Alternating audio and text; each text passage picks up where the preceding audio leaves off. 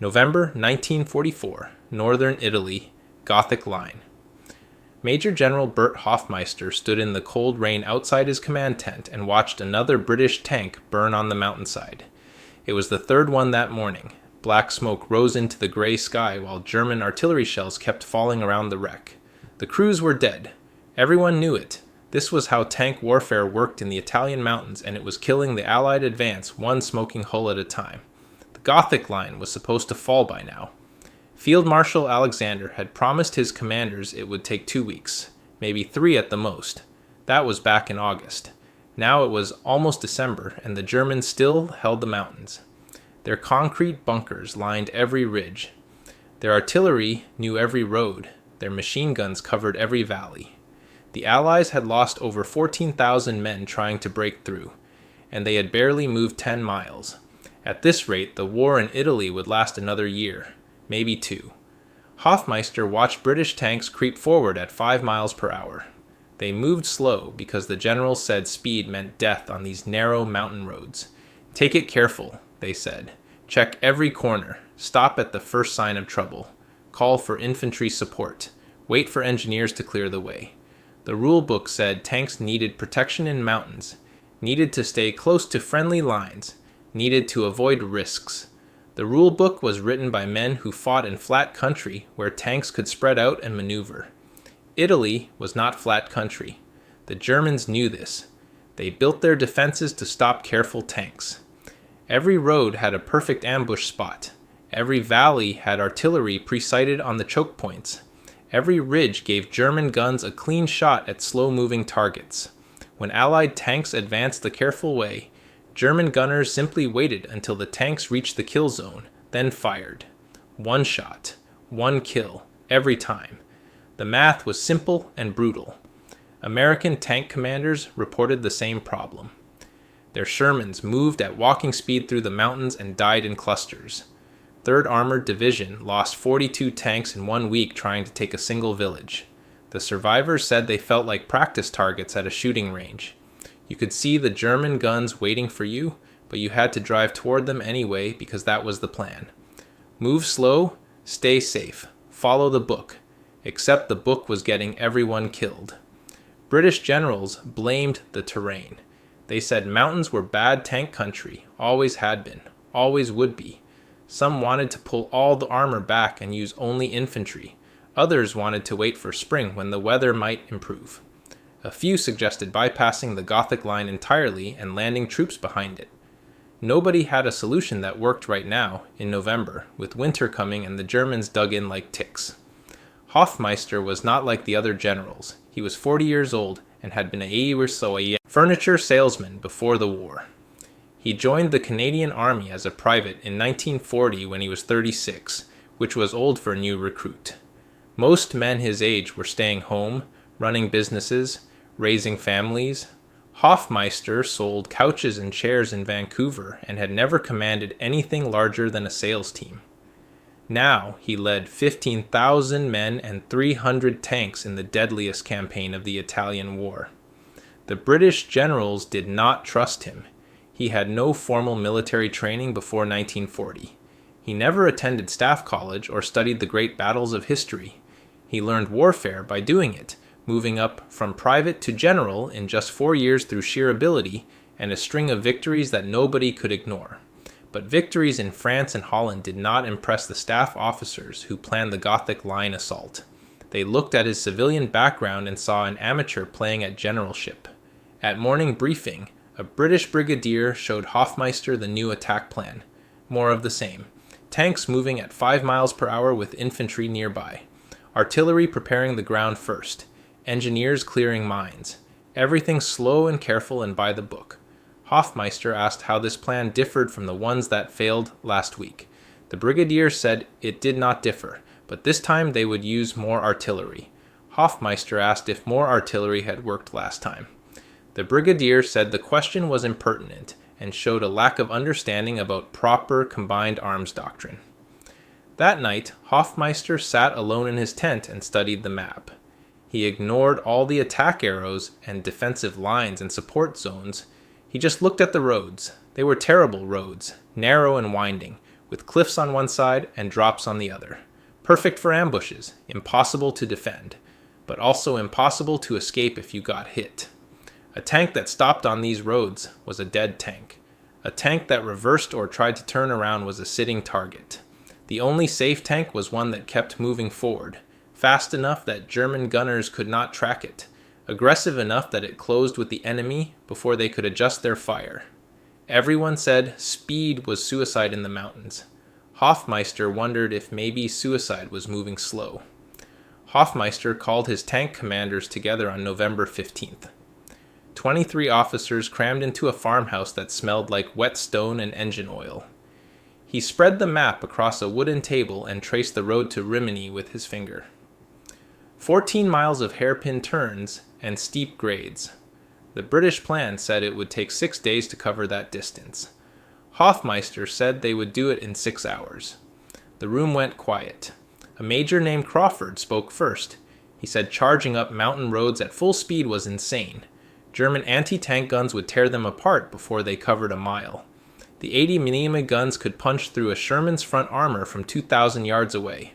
Racing toward them just meant dying faster. Every manual, every training doctrine, every lesson learned from 3 years of tank combat said speed without support was suicide. Hoffmeister let him finish. Then, he asked a simple question. How many tanks did they lose last week moving slow? Crawford checked his notes. 41 tanks destroyed, another 19 damaged, 60 tanks lost in 7 days, and they had gained exactly 2 miles. Hoffmeister did the math out loud. 20 tanks per mile at current rates. They had 180 tanks left. That meant 9 more miles before the entire division was destroyed, and Rimini was 14 miles away. He explained his idea. German guns were deadly accurate against slow targets because the gunners had time to aim, adjust, and fire again. But accuracy dropped when targets moved fast. A Sherman traveling at 25 miles per hour covered 500 yards in less than a minute. That gave German gunners 1 chance to hit, maybe 2 if they were very good. Miss those shots and the tank was past you, behind your position, shooting at your flank where your armor was thin. The key was never stopping. If you stopped, you died. If you slowed down, you died. If you turned around, you definitely died. The only way through was forward at maximum speed, firing on the move, trusting that velocity and aggression would keep you alive longer than caution. Hoffmeister said he knew it sounded crazy. He knew it went against everything they learned. But he also knew the current method was killing them just as dead, only slower. Crawford said High Command would never approve it. Hoffmeister said he was not asking for approval. The first test came on November 17th near a village called Montiano. B Squadron, 16 tanks, would attack a German position that had stopped 2 British battalions the week before. The plan was simple. Race up the road at 20 miles per hour minimum. Do not slow for anything. Fire at every bunker, every window, every shadow. Get past the first defensive line before the Germans could react, then turn and hit them from behind while they were still facing forward. Lieutenant Morrison led the charge in the first tank. His driver pushed the Sherman to 23 miles per hour on a road built for ox carts. The engine screamed. The suspension bounced so hard, Morrison bit his tongue and tasted blood.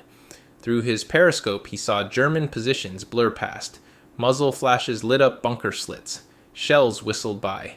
Close enough to hear, but not close enough to hit. 1 round clipped his tank's rear armor and left a bright scar in the metal, but did not penetrate. They covered 3 miles in 8 minutes. Morrison's radio crackled with other tank commanders calling out targets, reporting hits, asking for directions. Nobody asked to slow down. Nobody turned back. The squadron blasted through the first German line before the defenders understood what was happening. Morrison could see German soldiers running between positions, trying to reposition. Their guns to face backward. Too late. His gunner put a 75mm shell through a concrete bunker at 50 yards range. By the time British infantry arrived an hour later, B Squadron had destroyed 7 German gun positions, killed or captured 63 defenders, and opened a hole 3 miles deep in the Gothic Line. Morrison lost 1 tank to a mine and another to a lucky hit from a Panther that got off a shot just as the Shermans raced past. 14 tanks survived. The British had lost 21 tanks covering the same ground the week before. Hoffmeister sent the report to 8th Army headquarters. The response came back in 6 hours. A colonel named Richards wrote that the attack violated proper armored doctrine and succeeded only through luck. He ordered Hoffmeister to return to standard tactics immediately. Unsupported tank charges were reckless and would result in catastrophic losses. The report was filed and forgotten, except one person read it carefully. Lieutenant General Tommy Burns commanded the entire Canadian Corps in Italy. He was Hoffmeister's direct superior and one of the few senior officers who understood that desperate times required desperate tactics. Burns had watched the Gothic Line eat Allied divisions for 3 months. He knew the current approach was failing. When he read about 16 tanks punching through positions that had stopped 2,000 infantry, he saw a possibility.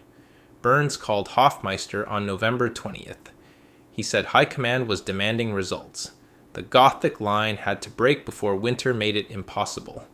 He could give Hoffmeister 2 weeks to prove his tactics worked on a larger scale. If the 5th Armored Division could take Ravenna using these aggressive methods, Burns would shield him from criticism. If the tactics failed, Hoffmeister would be relieved of command and face a board of inquiry for needlessly wasting Canadian lives. 2 weeks. 14 days to either prove that speed and aggression could win in mountains or destroy his career and his division trying. Hoffmeister looked at his map. Ravenna was 32 miles away across some of the worst terrain in Italy. The Germans had spent 6 months fortifying every mile. Intelligence said at least 12,000 German troops defended the approaches, backed by artillery, minefields, and prepared positions. 8th Army estimated it would take 2 months and cost 5,000 casualties to take the city. Hoffmeister gave his division 48 hours to prepare. They would attack on November 23rd. They would take Ravenna in 1 week. And they would do it by driving so fast and hitting so hard that the Germans would have no choice but to run or die. The attack began at dawn on November 23rd, 1944. The temperature was 38 degrees and falling. Frost covered the tank hulls. Crews could see their breath inside the steel boxes they called home. Hoffmeister's plan called for 3 columns of tanks to hit the German lines simultaneously from different directions. 60 tanks per column, 180 tanks total, all moving at maximum speed. The engine noise alone would be enough to wake every German soldier for 5 miles. At exactly 6:15 a.m., the first column roared forward. Captain Henderson led 59 Shermans down Highway 16 toward the Mentone River. His speedometer hit 24 miles per hour on a road the British said was too narrow for safe tank movement. German artillery opened up within 2 minutes. Shells burst in the fields on both sides of the road. Henderson's tank shook from near misses but kept rolling. His radio filled with voices calling targets, reporting positions, directing fire. The sound of tank guns firing mixed with engine roar and the crack of incoming shells until it became one continuous thunder. The first German defensive line expected slow-moving tanks they could pick off methodically. Instead, they got a steel avalanche that covered 3 miles in 9 minutes. Henderson's column blasted through 2 roadblocks, overran an anti-tank gun position before the crew could fire, and crashed into the village of San Pancrazio while German defenders were still eating breakfast. By 7 a.m., Henderson reported the village secured and his column pushing east. He had lost 4 tanks. German records later showed they lost 73 men and 11 guns in that 30-minute assault. The second and third columns hit their targets just as fast. Major Quinn's group smashed through the German right flank near Russi, covering 8 miles in 40 minutes. Lieutenant Colonel Wright's column punched straight up the center, moving so fast that German forward observers could not call artillery corrections before the tanks were already past. In 3 hours, the 5th Armoured Division advanced 12 miles. The British 1st Armoured Division, attacking the same defenses using conventional tactics 2 weeks earlier, had taken 9 days to cover 8 miles and lost 96 tanks doing it. German commanders scrambled to respond. Radio intercepts caught frantic messages between units. One report said Canadian tanks were everywhere at once, moving too fast to track, hitting from unexpected directions. Another report called them wahnsinnig, which meant insane or crazy. A third report, captured from the German 278th Infantry Division, used the phrase Selbstmord-Kommando for the first time. Suicide Squad. The Germans thought anyone attacking that aggressively must be on a suicide mission because no rational commander would risk tanks that way. But the statistics told a different story. By November 25th, after 2 days of continuous operations, the 5th Armored had destroyed 41 German gun positions, killed or captured over 800 enemy soldiers, and advanced 23 miles. They lost 19 tanks total. The British 1st Armored, using careful tactics over the same terrain, lost 37 tanks in 2 days and gained 4 miles. The math was clear. Hoffmeister's aggressive approach was twice as effective and cost half as many casualties.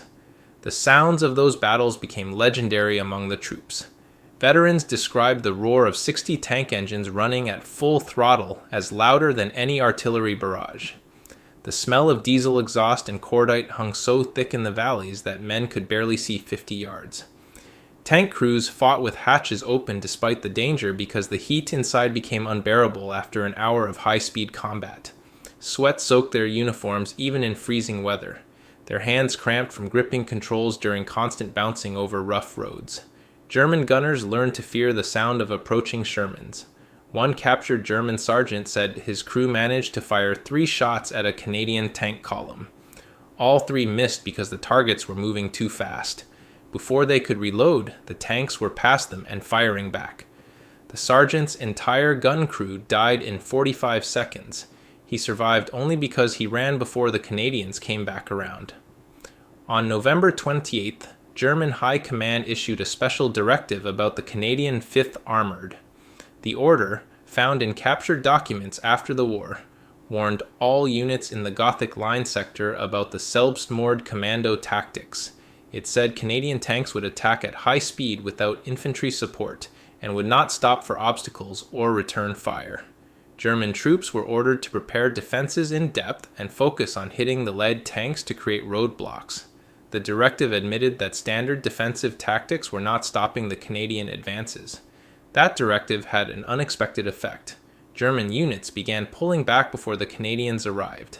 They feared getting trapped by the fast-moving tank columns.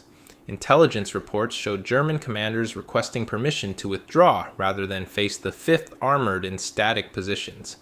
One regimental commander wrote that holding ground against these tactics was impossible, because by the time his guns engaged the enemy, half the Canadian tanks were already behind his lines.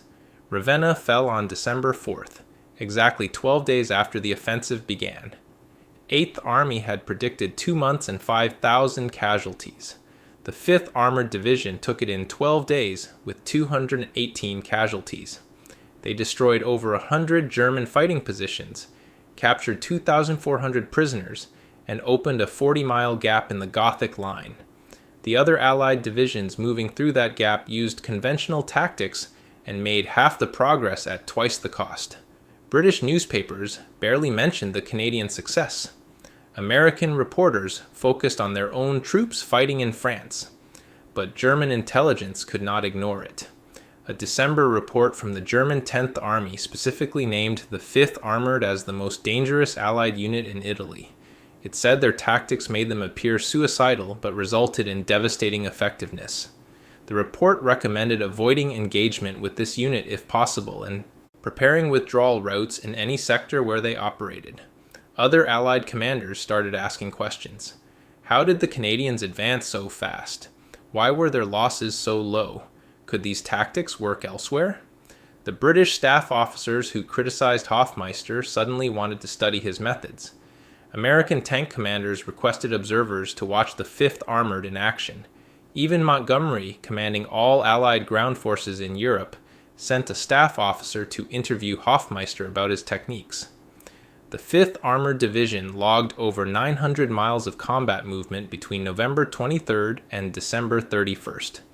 They fought in 47 separate engagements. They destroyed 231 German fighting positions and captured 4,100 prisoners. They lost 63 tanks in combat compared to the 150 tanks other armored divisions lost covering the same distance using conventional methods. The nickname Suicide Squad spread through the German army in Italy until every Wehrmacht soldier knew which tanks to fear most. The irony was perfect. Germans called them suicidal. But the Canadians were surviving better than anyone else on the battlefield. They were not killing themselves. They were killing the enemy so fast and so completely that the enemy had no time to kill them back. The war in Italy ended on May 2nd, 1945. By then, the 5th Armored Division had become the most feared Allied tank unit in the entire theater. They fought for another 5 months after taking Ravenna, always using the same aggressive tactics that earned them the Suicide Squad nickname. They covered more ground, fought in more battles, and lost fewer tanks than any comparable unit. The final count showed they destroyed over 400 German positions, captured 8,700 prisoners, and advanced over 200 miles through terrain everyone said was impossible for tanks. Their total combat losses were 98 tanks, compared to the 300 tanks lost by other armored divisions covering similar distances. German prisoners told interrogators they would rather face British or American tanks than Canadian ones. The British and Americans were predictable. They moved slow, called for support, followed the rules. You could prepare for them. The Canadians were different. They showed up fast, hit hard, and disappeared before you could respond. One captured German officer said fighting the 5th Armored felt like boxing a man who never stopped swinging. You might land a few punches, but he would land 20 more before you hit the ground. After Germany surrendered, Allied commanders studied what happened in Italy. The statistics were impossible to ignore. Hoffmeister's division accomplished more with fewer losses by doing exactly what every military manual said not to do. Staff officers who spent years writing doctrine about careful tank warfare had to admit that a furniture salesman from Vancouver had found a better way. Some of them were honest enough to say so. Others never gave the Canadians credit and claimed the success came from luck or poor German resistance. The British Army War Office published a report in July 1945 analyzing armored operations in Italy. It devoted 6 pages to the 5th Armored Division's tactics. The report said aggressive high-speed attacks proved effective in restricting terrain where conventional methods failed. It recommended studying these techniques for future mountain warfare. The report carefully avoided saying the British had been wrong for 3 years. It just suggested maybe the Canadians had stumbled onto something worth considering. American tank commanders were more direct. General George Patton read about the Italian campaign and sent a message to Hoffmeister congratulating him on proving that speed and aggression won tank battles. Patton had been saying the same thing for years, but the staff officers always told him to slow down and be careful. Now, a Canadian general had the statistics to prove them all wrong. Patton told his own commanders to study the 5th Armored's methods and apply them wherever possible. The tactics spread slowly at first, then faster as the evidence mounted. NATO formed in 1949 and needed doctrine for how tanks would fight in Central Europe if war came. The terrain there looked like Italy in many places. Mountains, narrow valleys, roads that twisted through forests and towns. NATO planners studied every tank battle from World War II and kept coming back to the same conclusion. The 5th Armored Division's aggressive approach worked better than careful, methodical attacks. By 1952, NATO doctrine officially recommended high-speed armored thrusts as the primary method for breakthrough operations. Canadian and American tank crews trained using what they called the Hoffmeister method, though the name never appeared in official documents. The idea was simple. Hit fast, hit hard, never stop moving forward. By the 1960s, every NATO tank commander learned these principles. The Germans, who once called it suicidal, adopted similar tactics for their own rebuilt army. Soviet tank doctrine also shifted toward aggressive breakthrough operations, though they never admitted learning it from Canadians. Hoffmeister himself received surprisingly little recognition. The Canadian government promoted him to Major General and gave him command of larger formations, but he never became famous outside military circles. No books were written about him during his lifetime. Newspapers focused on more colorful generals who gave better interviews. When Hoffmeister retired in 1946, he went back to Vancouver and returned to the furniture business. He died in 1999 at age 95, mostly forgotten except by veterans who served under him. The men who fought in the 5th Armored never forgot. They held reunions every year until the last veterans were too old to travel.